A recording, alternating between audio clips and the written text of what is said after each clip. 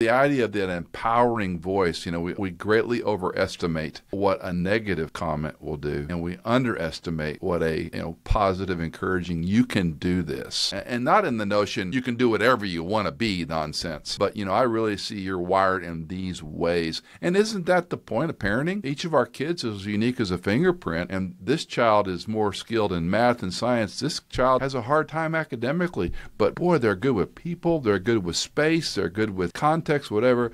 This one's merciful and kind and takes initiative. This one, not so much. And so you're trying to find that spark, right? And fan the flame to say, how do you help that young boy or girl see a future for how God would use them? It goes back to the circles again.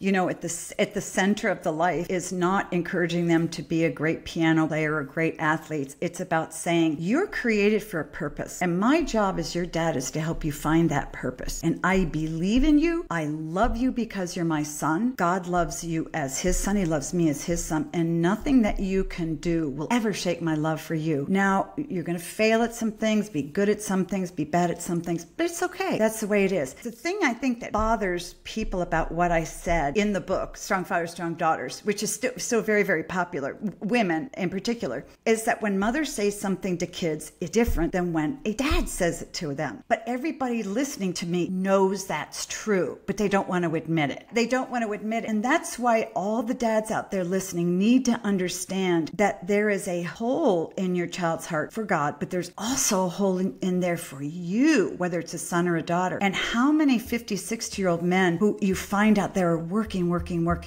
to make more money, to make their dad happy, even though their dad may be dead. It drives a person.